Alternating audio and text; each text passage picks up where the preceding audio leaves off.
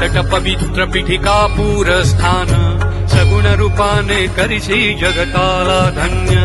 आपण सुमती पापन्नासी भाससी तू सान